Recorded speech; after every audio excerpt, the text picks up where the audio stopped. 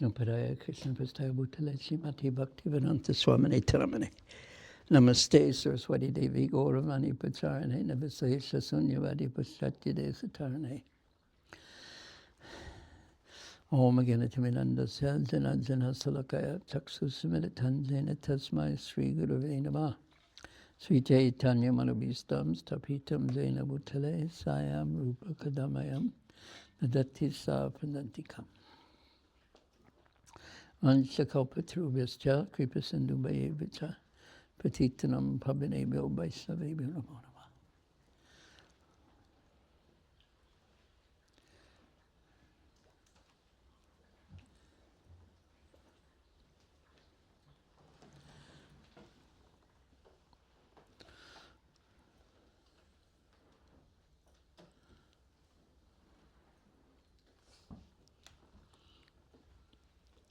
Hare Krishna.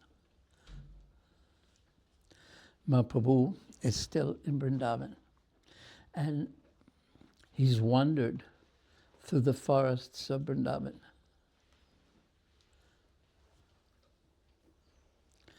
And we've heard, does anyone remember anything about his wandering through Vrindavan forests from the last class? Does anyone remember anything?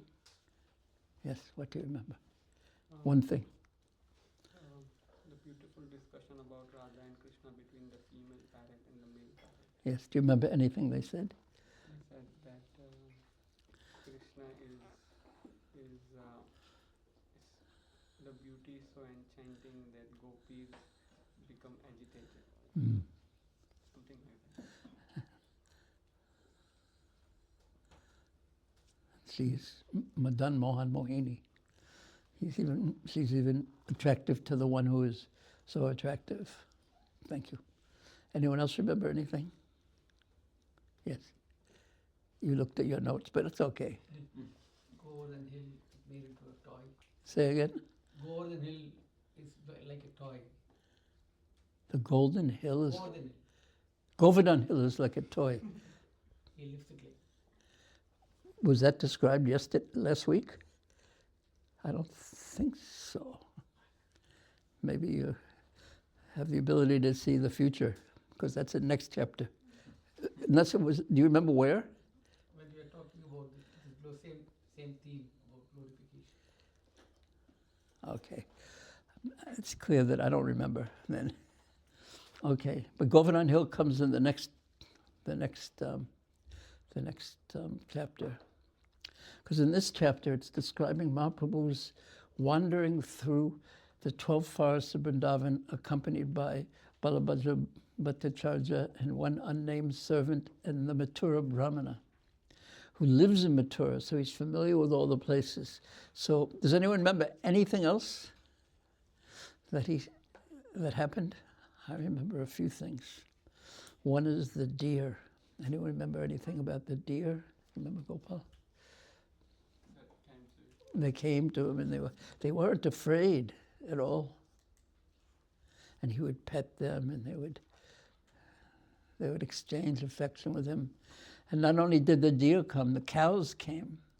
And the cows, they were so attracted to him, they followed him.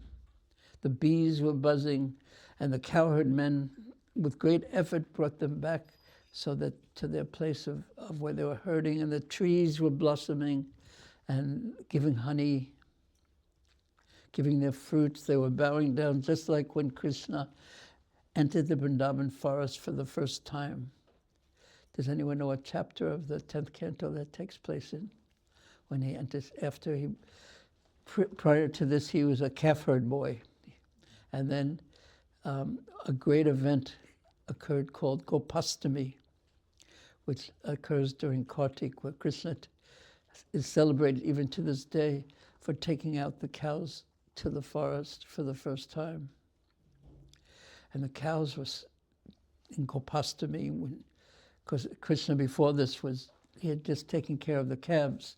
But when you're taking care of the calves, they can't stay away from their mother's milk for very long. So they go for short distances, the calf herd boys.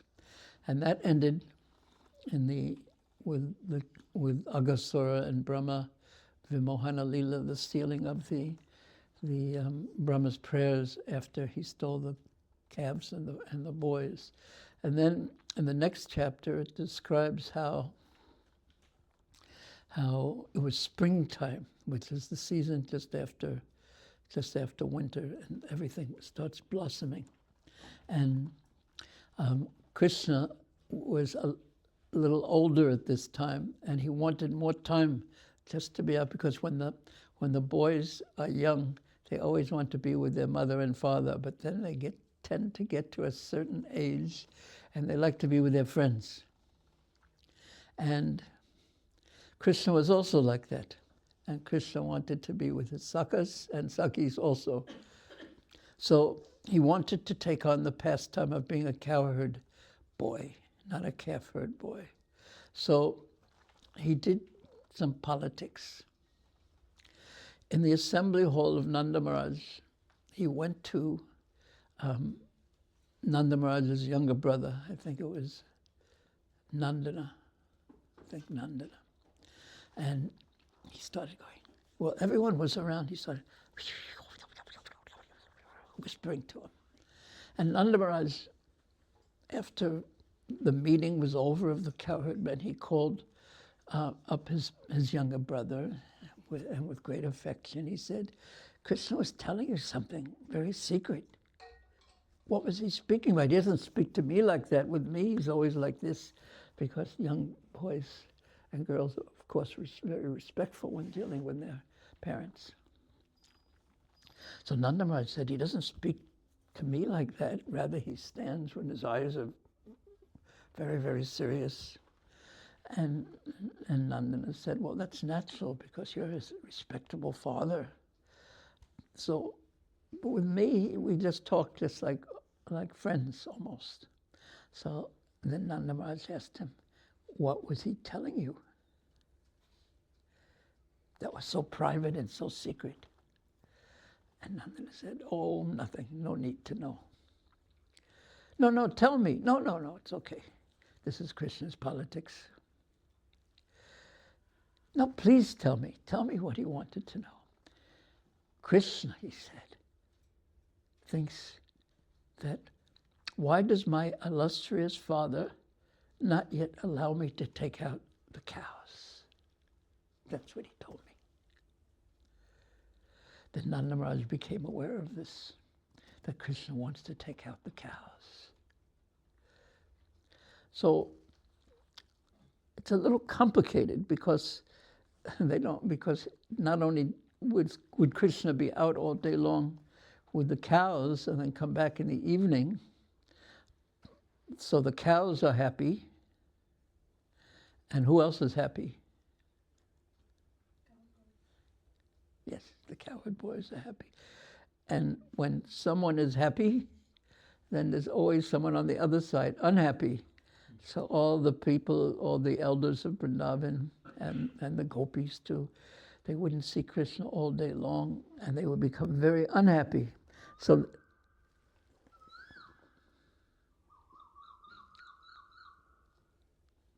maybe put it on airplane mode. Either that, or put the mortar in the cage or something and bring him somewhere else. Is that kokil or more? Coil. Okay. So anyway, nice to hear. It goes well with the story pastime, because Nanda, and just while this was going on, at the same time, all the wives of the cowherd men, they started approaching Mother Yashoda and asking and saying, she was complaining to them. Our relationship has changed so much. It's natural. Before I would bathe him and take care of him in that way, but now he's shy in front of me, and he'd prefer that his friends bathe him and dress him. And now I hear that he wants to take care of the cows, and the cows are so big, and he's just a little boy. It's so dangerous. And she had heard And Nanda Maharaj had sometimes taken Krishna out with him to herd the cows, and he would separate the bulls from the cows fearlessly. He and Balaram, they would move, separate the bulls, and they would sometimes grab them by the horns and move them. And Mother Yashoda, being a mother, was so anxious about her little boy, because mothers tend to see their little boys as littler than they are, in fact, especially when they're growing up.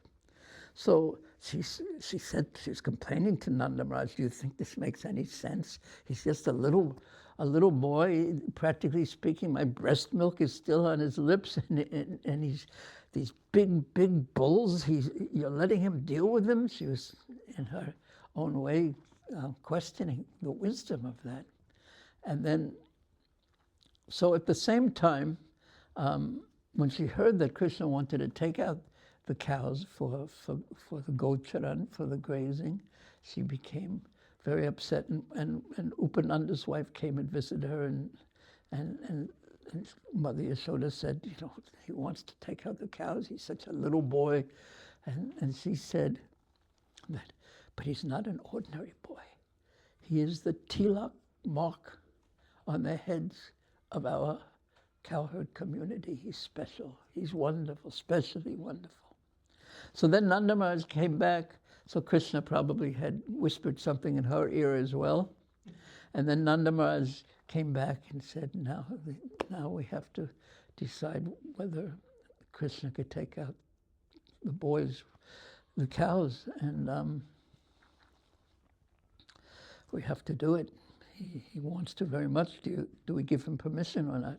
So together they decided, yes, he was old enough and he was mature enough. They were somewhat frightened, and again, they were so sad that he would be out all day long, but they decided, yes, we should do it. So they looked for an auspicious day. So it was on the waxing moon, Sukla Paksha of Kartik, the 8th day, the Gopastami. They held a festival, a big festival for this big change. So the whole cowherd community, they decorated all the houses were decorated. Incense was flowing everywhere. There were candles. There were banana trees outside of every doorway. There was rice. There was pots full of coconuts on top of them, and the different mango leaves, and the whole village was decorated.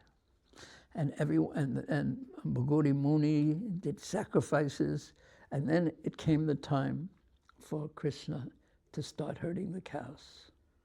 Now, has anyone ever done any cow herding in this room? Yeah, but you don't know how to make the sounds that cowherd boys make, I think. Maybe you do, Espanol, but not the ones. Yeah. I think the Vraja cows speak a different language. They don't speak Spanish. But they make these amazing sounds, the cowherd boys, with their tongues. And I've seen them do it, and I've heard them do it, that they tell them to go left in one way with some sound. You've seen this? Can you make the sounds? That's one of them. Yeah, they can do that. But there's others, some say go left, go right. I've seen them have them enter the Yamuna with certain sounds and then come out of the Yamuna with other sounds. Can you make them go in the Yamuna? No, that's some sounds.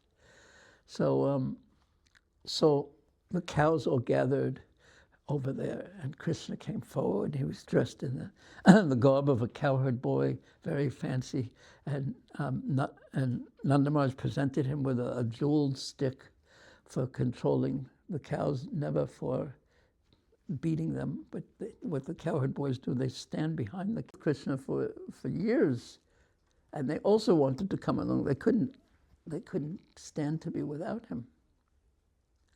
So they wouldn't move because they would be moving away from Krishna.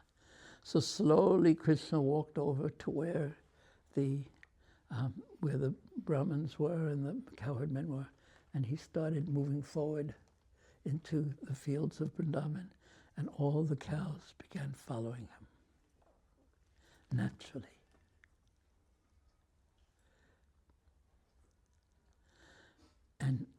And after they were a little bit of way, all the people of Vrindavan, they were thinking, oh no, Krishna's leaving. The gopis, of course, started crying, and Madhya sort of ran out. And she said, Balaram, you stand right in front of, right to the one side, Sridham, you stand on another side, Subal, you stand over here, Vijay, you stand over here. Keep always a watch on Krishna because he's so restless, he can run anywhere. So you watch him. Yes, Mother Yasoda. Do you promise? Yes, Mother Yasoda, we promise. Okay. They would walk a little further, and then Mother Yasoda would run out again. Please take care of Krishna. Make sure he has enough to eat. Make sure he has water to drink.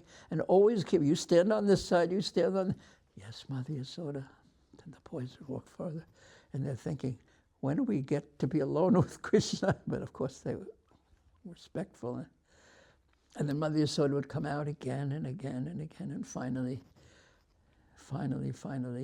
the boys and the cows and Krishna went to graze the cows in the pasturing grounds of Vrindavan. And then when they were free from the watchful eyes of all the elders, they just began to play, because taking care of the cows was so much fun. They could just play different games. So this is what's described in the beginning of the 15th chapter of the 10th canto. And when they finally got to the forest of Vrindavan, because the forest of Vrindavan was a little far away from where they were. They were in either Gokul, I think at this time.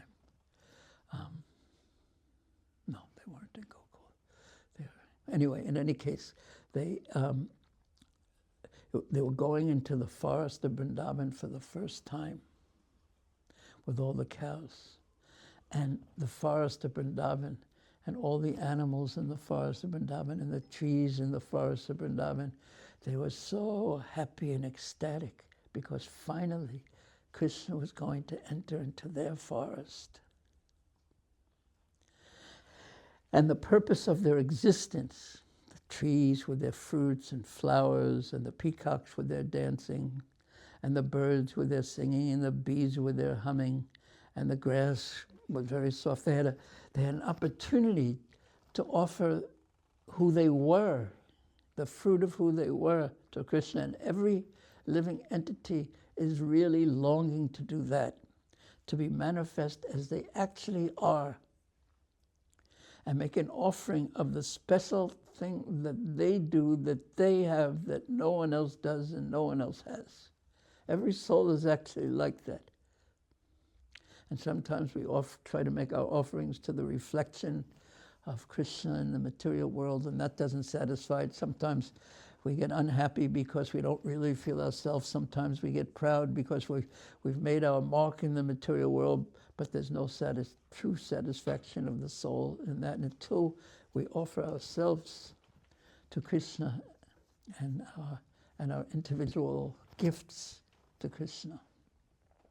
So when they got to the forest, Krishna began to play his flute, and all the trees were bowing down low with their fruits and flowers, and the birds were singing. And this is described in the 15th chapter, how Krishna appreciated their gift to him, but he wouldn't say, thank you for offering this to me. He said it and said, look to Balaram, look how the trees are bowing down to you. And he began seeing everything as glorification of Balaram. So this is described. And they began playing, etc., etc. So the trees in Vrindavan, they began to, when Mahaprabhu was going through, and the cows, it was like they're seeing their long-lost friend when Mahaprabhu was wandering through the forests of Vrindavan, and he was completely absorbed, deeply, deeply in ecstasy. We'll hear about that in a few moments, because one will see Vrindavan according to one's advancement or the development of one's shraddha, one's faith. So when someone will come to Vrindavan and say, oh, this isn't a very nice place, There's all you hear here is, you don't hear the sound of the cowboys blowing the horns. All you hear is the horns of the cars and the rickshaws and this, and it's crowded and this and that and that. But when Mahaprabhu is going through, because you see according to your consciousness, what does that say? Prasadam makes me happy, happy, happy. So if you have, one sees according to one's consciousness, or jokes according to one's consciousness. Prasadam makes me happy, happy, happy. And that's true. When in the Antyalila of Chaitanya Charitamrita, there's descriptions of Chaitanya Mahaprabhu. When he tastes prasadam, he tastes his Krishna Ada Amrita, the nectar from Krishna's lips. Yes. So in any case, one sees according to one's faith and the depth of one's realization. Some people, or everyone practically speaking, will think this place is extraordinary, practically speaking. There's something so sweet there. But the depth of the sweetness is seen or realized by those who have depth of consciousness and full faith. So it is said that the Goswamis would live under a different tree every night because they're all Kalpabrikta trees, and therefore all their desires were fulfilled. Their needs were fulfilled. Because of the mercy of these special trees, they were on that level. So when Mahaprabhu was going through, he was Vrindavan, each of the forests, his absorption was complete because he was seeing Vrindavan as it is. As the land of Krishna. There's descriptions of Vrindavan in a book by Prabodhananda Saraswati, whose name before was Gopal, when he was a relative of Gopal Bhatta, uncle of Gopal Bhatta in Sri Rangam. And then when Mahaprabhu left Sri Rangam, he took shelter in Vrindavan, lived in Kamyavan for many years, and he wrote a book called Vrindavan Amrita, Mahima Amrita, the nectar of the glories of Sri Vrindavan Dham. And the way he describes Vrindavan is not what an ordinary human being sees. He sees the trees in this way, the birds in this way. He sees the jewels of the trees and the land of Govardhan and the water flowing like nectar. This is his vision because his realization, his faith was so deep.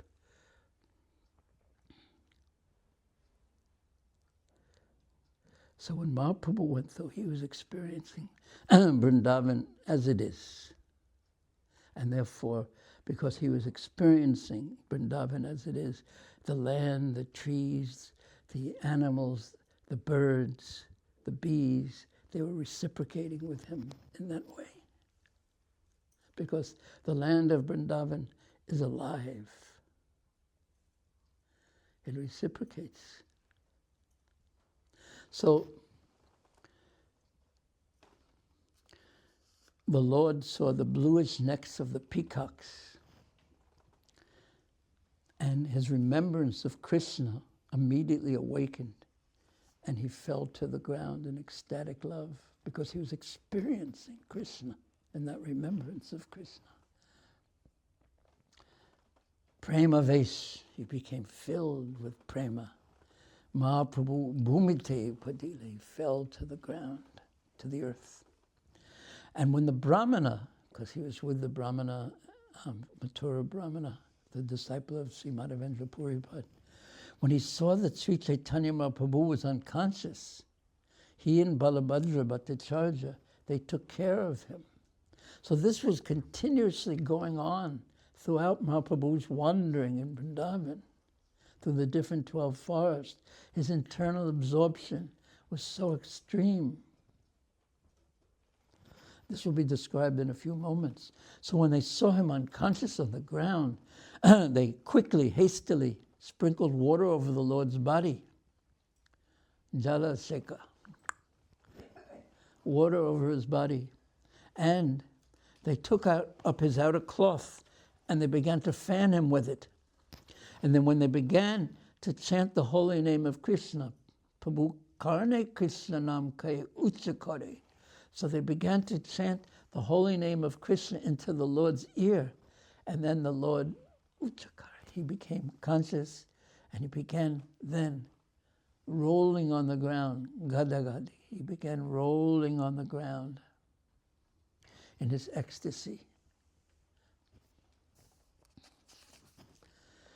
When the Lord rolled on the ground, sharp thorns injured his body.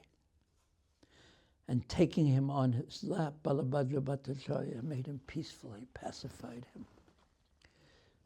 Shustu Kaila, he pacified him.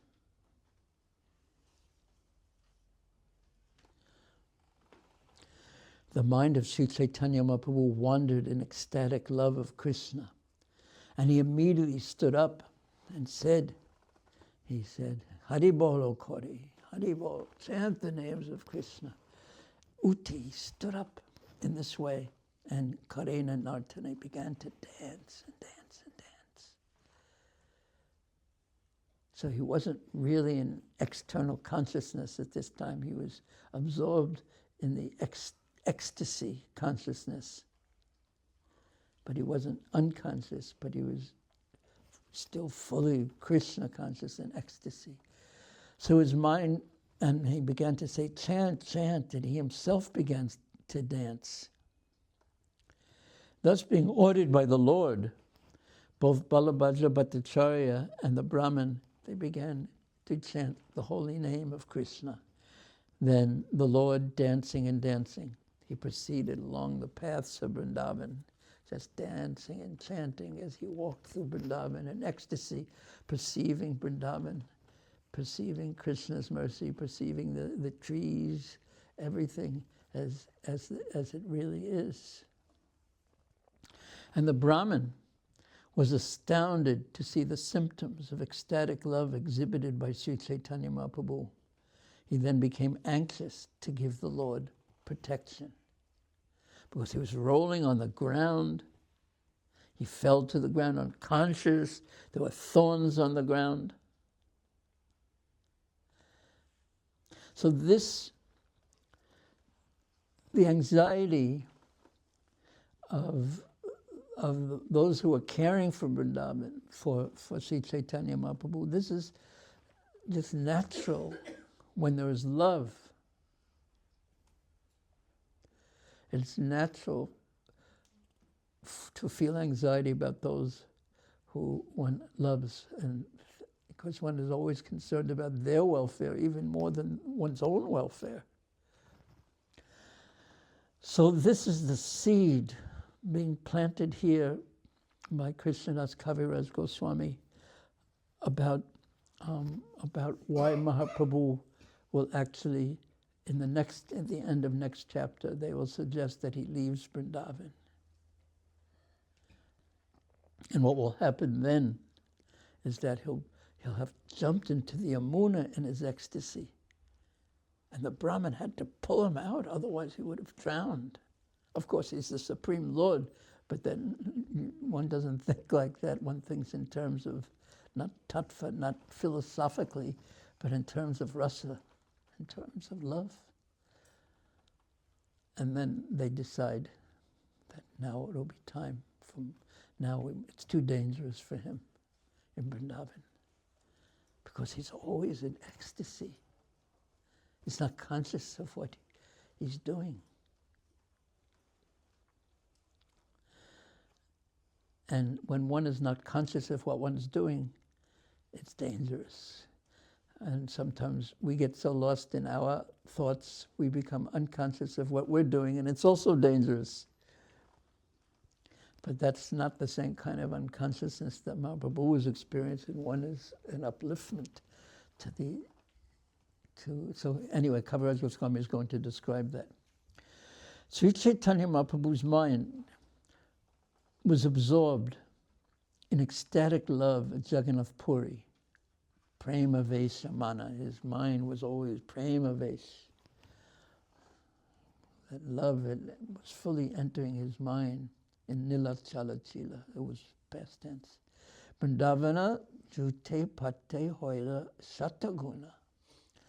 And when he passed along the road on the way to Vrindavan, as we heard when he went through the Jarikanda forest, that love increased 100 times, sataguna. So is love, how he experienced things in Jagannath Puri, his ecstatic love, and then on the road to Vrindavan, it was 100 times more. But the Lord's ecstatic love increased 1,000 times when he visited Mathura. But it increased 100,000 times when he wandered in the forest of Vrindavan. So ordinary souls like me can't really imagine what it was like to be with Mahaprabhu.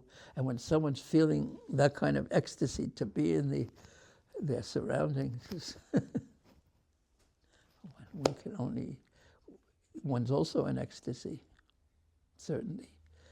But yet in that ecstasy, the love of the person is making one care for him. So 100,000 times. So Mahaprabhu was experiencing unlimited ecstasy in Jagannath Puri, and then times 100 when he's on his way to Vrindavan. So what's 100 times infinite?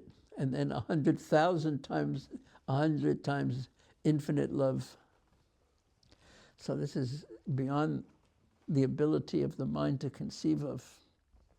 Because the actual dealings of Vrindavan are beyond the mind with its limited, finite conceptions to conceive of what it's actually like there. Because all we can go by is our material concepts. So when we think of someone beautiful, we think of someone beautiful. When we think of someone wealthy, we think of someone wealthy in this world. But what is unlimited beauty like? What is it like when the trees and the ground and the cows and calves are all in love with Krishna and always fully conscious? And then there's the flute playing of Krishna that attracts everyone's mind.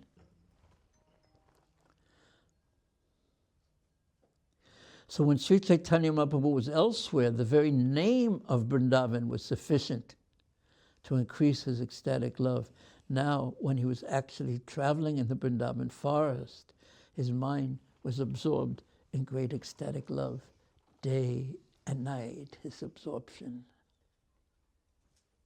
Day and night, he was absorbed in Krishna consciousness, deep Krishna consciousness. He ate and bathed simply out of habit. Now, Kaviraj Goswami, who's describing this, then he says, "Thus I have written a description of the ecstatic love Lord Chaitanya manifested in one of the places that he visited while walking through the 12 forests of Vrindavan. To describe what he experienced everywhere would be impossible." Lord Ananta writes millions of books elaborately describing the transformation of ecstatic love experienced by Sri Chaitanya Mahaprabhu in Vrindavan. And since the Lord Ananta himself cannot describe even a fragment, a small part of these pastimes, I'm simply pointing out the direction, digdarshana. It's something, it's like this.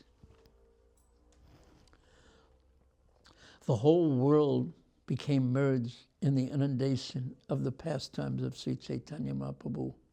One can swim in that water to the extent that he has the strength. What do you think about that?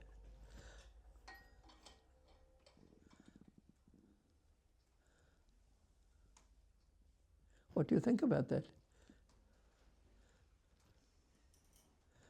Okay, first. Yes? Learn how to swim better. Yeah.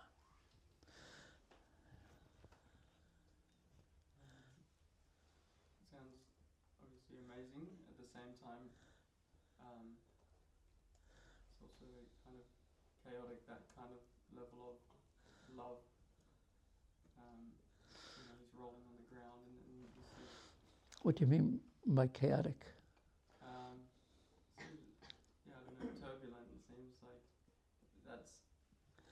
thinking. It would be hard to go to the office if you were in that kind of ecstasy, in other words. What to speak of if you're driving an Uber.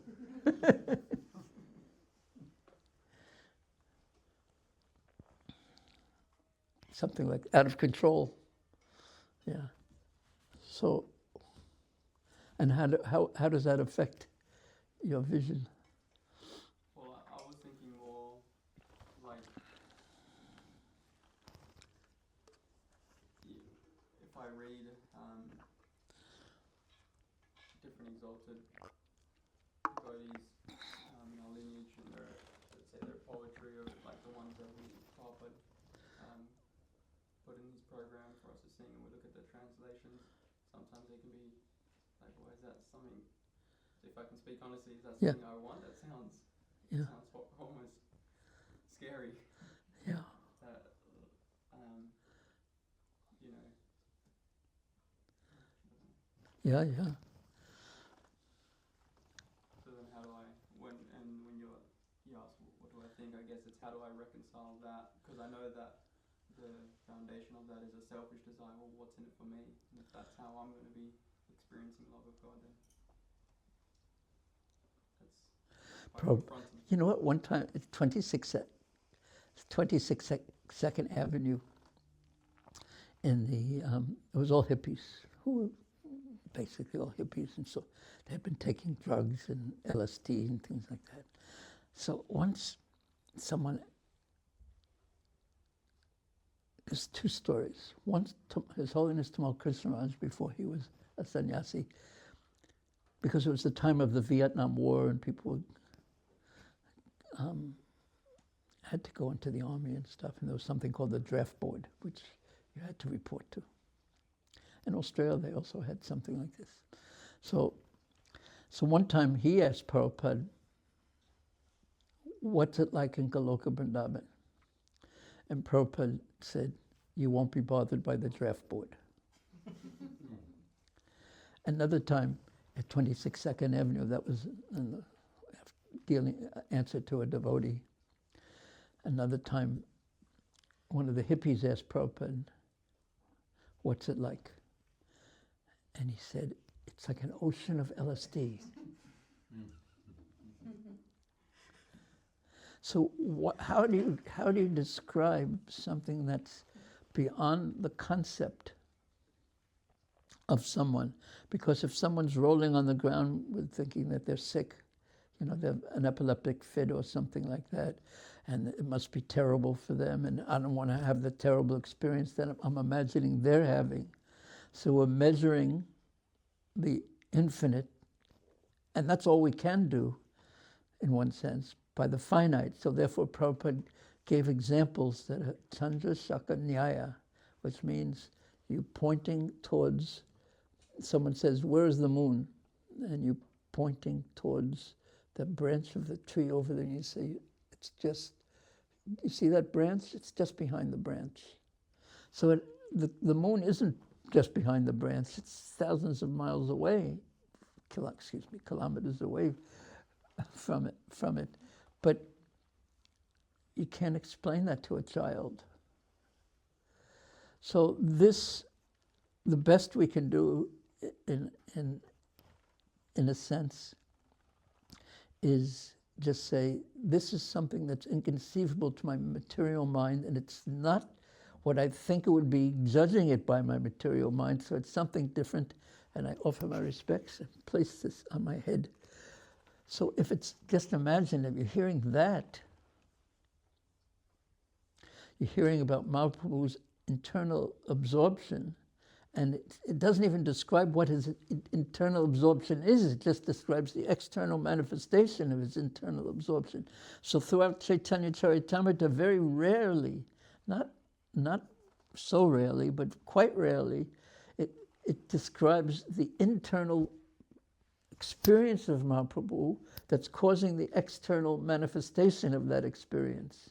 Because that internal experience, which is described in the final chapters of Antya-lila, described in the Mahaprabhu in Sanatan, when he's teaching Sanatan Goswami, he's describing the opulence of Krishna, and then he thinks about Vrindavan, and his mind goes mad. And he just describes the sweetness of Vrindavan instead of the opulence, because the opulence of Vrindavan is, the sweetness of Vrindavan is, the sweetness of Krishna is one of the greatest opulences of Vrindavan, and it doesn't manifest fully anywhere else but in Vrindavan. But when we hear about that sweetness, and very much coming from the relationship between Krishna and the gopis, especially Srimati Radharani and the gopis, what can the material mind do with that other than think of the mundane dealings between men and women? So therefore it's kept hidden somewhat until one is extremely advanced. Otherwise, there's material reactions because our concepts are material. But the best we can do in one sense is understand this has nothing to do with what I'm thinking. So therefore, let it not react against what I'm thinking. Let me offer my respects to it. But it has nothing, it's what we're thinking, the material world and the experience is just a reflection. And Prabhupada would preface the word reflection by the word perverted reflection, because the reflection doesn't, it just gives an indication of what the reality is, just like the reflection. What's your favorite food? Yucca. No, anyway. Once a fortnight, Yeah. Hey, pizza pie, maybe everyone's favorite.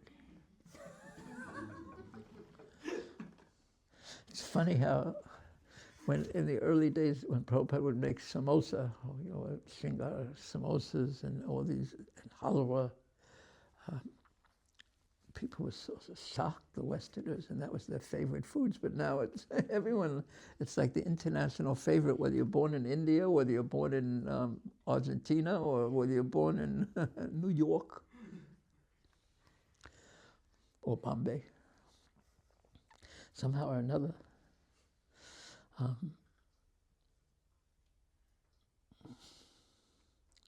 So we can't conceive of it, what the spiritual world is like, but we can understand that the great devotees who have experienced this, they're so enwrapped by it, that like each one of the Goswamis, like Raghunath Das, what did he give up to become a penniless beggar, eating just a little bit of yogurt every day in a leaf cup?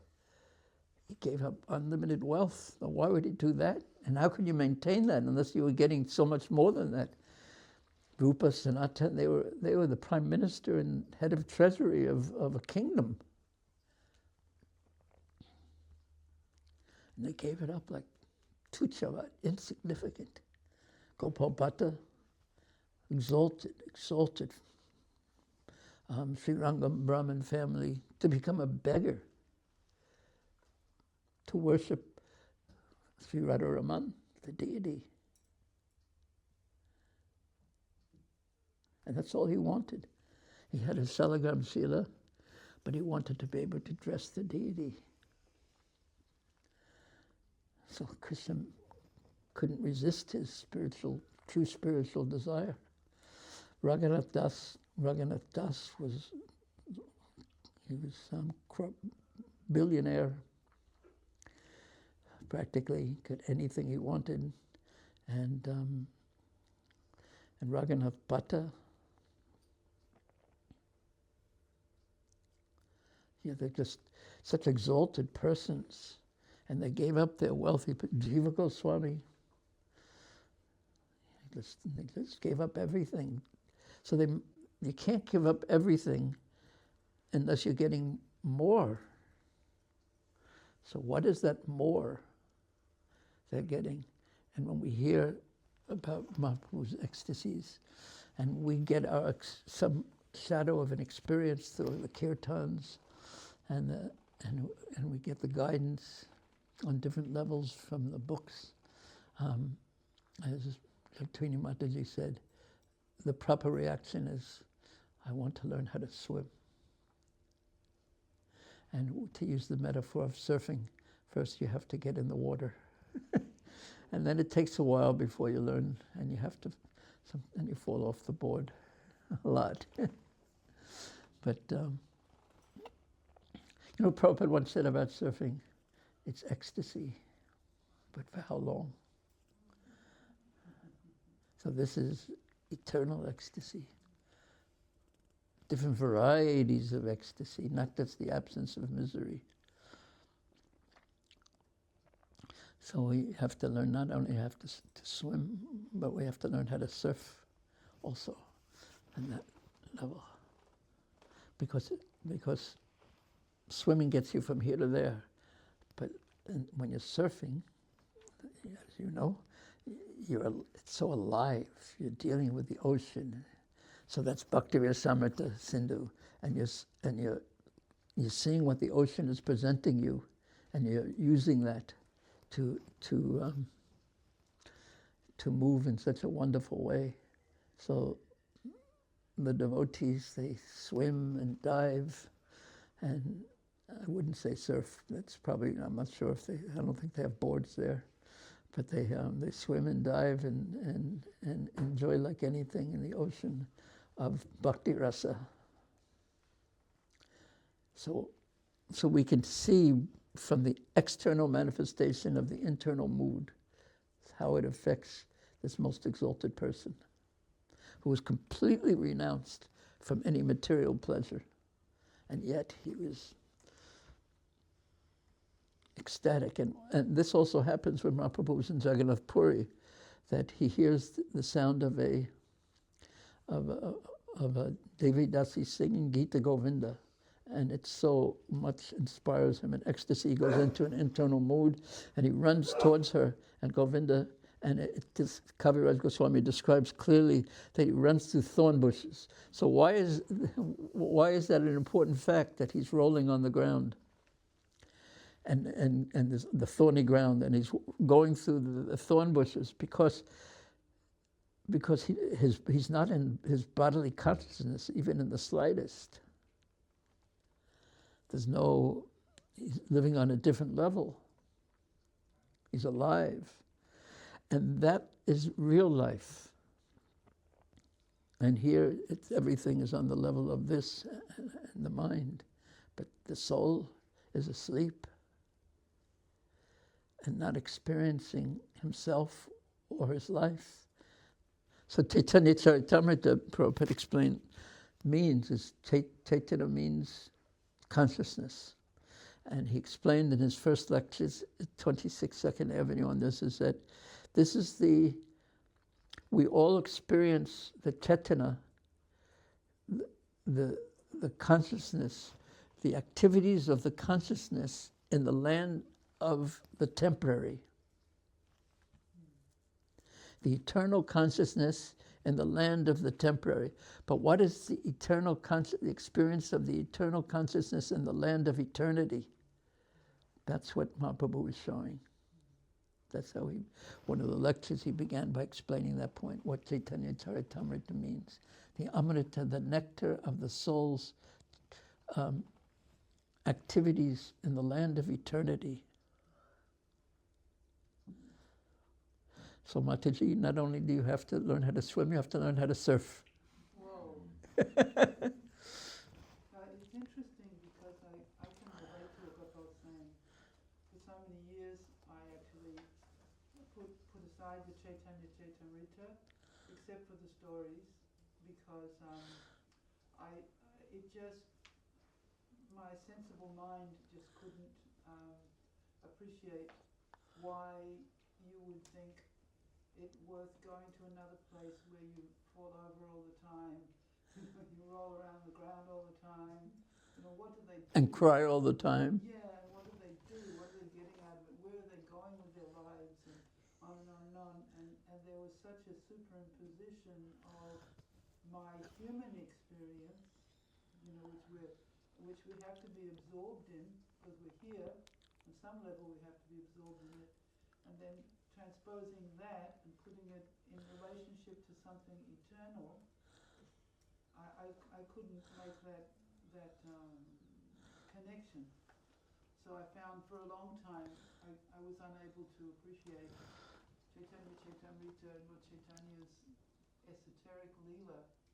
But as you continue to hear it and with the help of others who have more advancement than yourself, and you continue, somehow or other, it makes that sort of mundane reality seem a little less, a little more transparent, and then a little bit of the sunlight of what's being spoken of here starts to come through, and it starts to be like, now I want to hear it, and I'm not quite sure what happened that made the change, except that you have to keep hearing it, even when it feels like it's bitter medicine. And Prabhupada says that it's like having jaundice. You have to keep eating sugar and it doesn't taste like, it's not fun. And then eventually the sugar starts to teach you how to swim. That's it. So let me just read the last 3 verses. I read one of them already. I read 2 of them already. Since Lord Ananta himself cannot describe even a fragment of these pastimes, I'm simply pointing out the direction, dikdarsana. The whole world became merged in the inundation of the pastimes of Sri Chaitanya Mahaprabhu. One can swim in that water to the extent that he has the strength, the ability, the capacity, the depth. And then finally, he's describing the cause of his being able to do what he's doing, praying at the lotus feet of Sri Rupa and Sri Raghunath, always desiring their mercy, this consciousness of desiring mercy, feeling one's incapacity rather than one's pride. Praying at the lotus feet of Sri Rupa and Sri Raghunath, always desiring their mercy. I, Krishna, narrate Sri Chaitanya Charitamrita, following in their footsteps. So he's aligning everything he says with their mood. So here, one question I have. This is Jagat Basila Chaitanya Lilala Patera. The whole world floated in the pastimes of Chaitanya Mahaprabhu, inundated by the pastimes of Chaitanya Mahaprabhu. The whole world, not just the exalted Goswamis of Vrindavan, not only the great devotees in Jagannath Puri and in Sridham Mayapur and Navadvip, but the whole world. Now, we don't see that. So what's the meaning of this? Is he exaggerating? What do you think?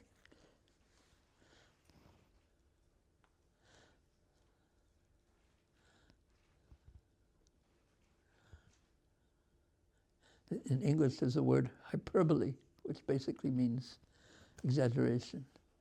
And literary people do that. What he's doing is he's speaking about the future. It's happening now on one level, but in the future, this is going to drown the world. Because Kali Yuga is such a nasty place. And it's not like it's improving, even though iPhone 18 Pro, I believe, is coming out very soon. Do you have 17? No. Anyone have 17? No one will admit it, because what was cool 6 months ago is no longer cool. Huh? Next month. September is when they release the new iPhone model. Yeah. And then there'll be a rush to get it. But are people happier with all this? In fact, less anxiety, peaceful, feeling more secure, more satisfied. So the reality is that everyone is trying to distract themselves from what's going on in their lives, basically.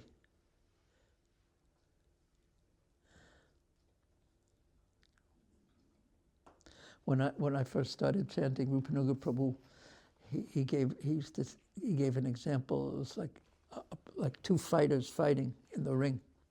So one goes gives a left hook, and the other one ducks.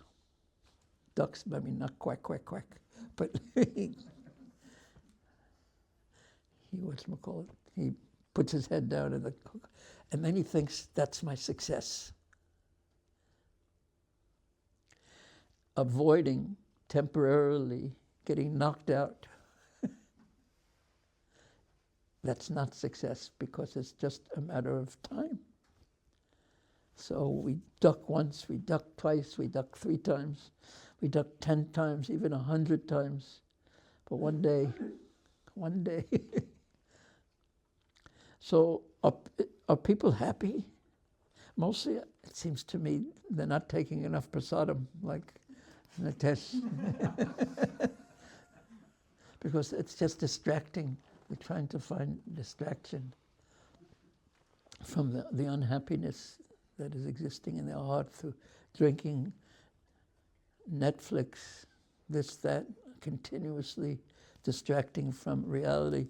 TGIF, what does TGIF mean? It's Friday, so that means Monday. Thank God that 5/7 of my life is over for this week until 2 more days. So that means, and then what happens on the weekend, just who knows what happens on the weekend. But have to go shopping, basically, and mowing the lawn, if you have a lawn. So we have to decide, each of us individually, privately, personally, what kind of a life we want. And how much do we want to dive into the reflection or dive into the ocean of bhakti ras. And we can decide 1,000 times and still not act on it either. So that's the nature of conditioning. But we should strengthen our desires. What do we really want? What do we really, really want? What do we really, really, really want? What will really make me happy? Have to be somewhat introspective. Okay, we shall end here. We have 2 minutes worth of questions. If anyone has a question that's going to last less than 2 minutes, you can ask it. Yeah. How old was Krishna when he started herding the cows and not the cows? He was just finished his. He was 5. He just finished his Kumar. What is it? First is Balila, Kumar Lila. Poganda. So the end of his Poganda Lila, when he entered his Kishore Lila, before Navyopan. Yeah, we did it. Okay, we have 26 seconds. Do you have any questions? 26 seconds. Do you have any questions? Do you remember something from the class? Do you remember anything about Krishna? Did you like taking out the cows? Yeah, very good. Srila Prabhupada ki jai, Sri Chaitanya Charitamrita ki jai, Sri Krishna's Kaviraj Goswami ki jai, Srila Prabhupada ki jai, Srila Prabhupada Bhaktivinoda ki jai, Sri Chaitanya Mahaprabhu's amazing journey through the Vrindavan forest ki jai.